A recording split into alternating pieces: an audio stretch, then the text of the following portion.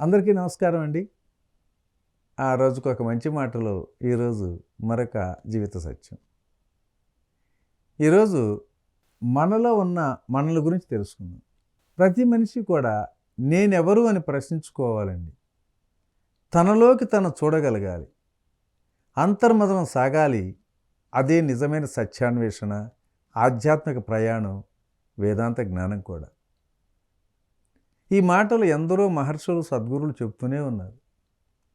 గ్రంథాలు, శాస్త్రాలు, ఉపనిషత్తులు పేర్కొంటున్నాయి. కనిపించేది అంతా కనుమరుగవుతుంది.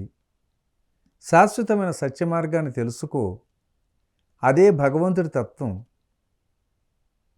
శరీరం తాత్కాలికం, కనిపించని ఆత్మ శాశ్వతం అని ఎన్నో శాస్త్రాలు ఘోషిస్తున్నాయి.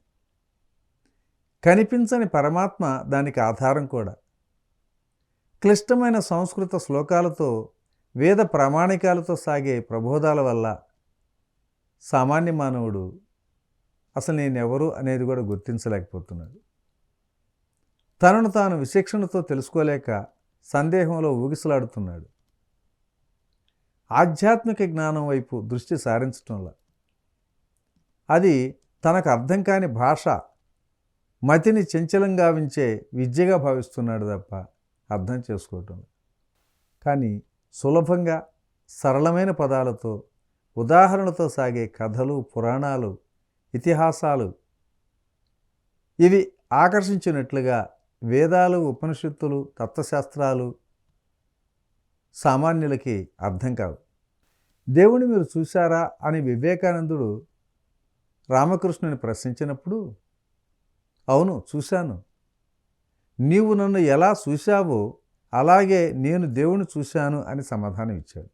ఆయన దేవుడి గురించో వారి తత్వాల గురించో వేద ప్రమాణాలను వల్లెవేయలా, నిర్వచనాలు కూడా చెప్పలా, ప్రవచనాలు లేవు. సూటిగా తాను దేవుని దర్శించాను అని చెప్పాడు. ఆ సందేశమే అన్ని ఉపనిషత్తుల సారం కూడా. కనిపించేదంతా దైవ స్వరూపమే, దైవం కానిది సృష్టిలో మరొకటి లేనేలేదు అని సరళమైన సులభమైన గురుపోద ఆ నరేంద్రుని వివేకానందుడిగా తీర్చిదిద్దింది కూడా. కావున మిత్రులారా, నేనెవరు అని ప్రశ్నించుకొని మనలోకి మనం చూస్తూ ఇందులో ఉన్న అంతరార్థం ఇదే అని సత్యాన్ని తెలుసుకోవాలి. గ్రహాలపైకి ప్రయాణించే మనిషి, అగాధమైనటువంటి సముద్రం లోతుకు వెళ్ళే మనిషి కొన్ని అంగుళాల లోపల ఉన్న అంతరంలోకి వెళ్ళలేకపోతున్నాడే, ఎంత ఆశ్చర్యకరం. తాను, తన సంపద, అధికారం, పరివారం శాశ్వతమని మనిషి భావిస్తూ ఉంటాడు. అవే అకృత్యాలకు, స్వార్థానికి, సంకుచిత మనస్తత్వానికి కారణాలు కూడా.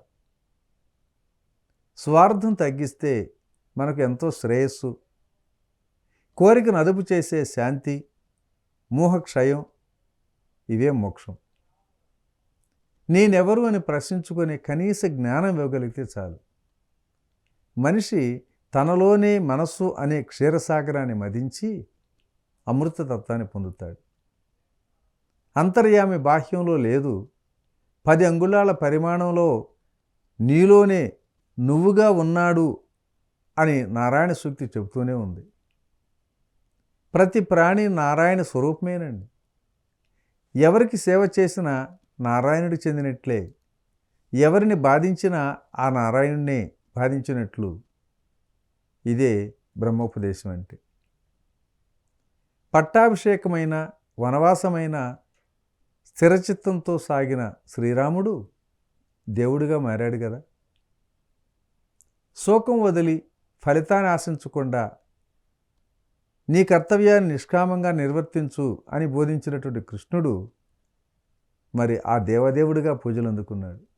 అహింస, పరమధర్మం, శాంతి, సౌఖ్యాలు సమాజ సేవలను దొరుకుతాయి.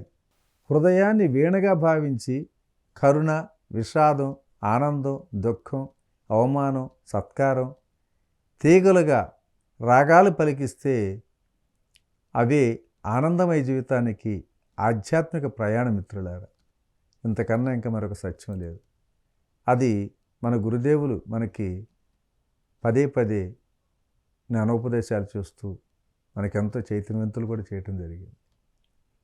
ఓకే ఫ్రెండ్స్, మరి ఈరోజు ఈ మంచి మాట ఇంతటితో ముగించుకుందాం. రేపటి రోజుని మరొక జీవిత సత్యం ద్వారా కలుసుకుందాం. Okay, thank you. ఇట్లా మీ రామిరెడ్డి, మానస సరోవరం.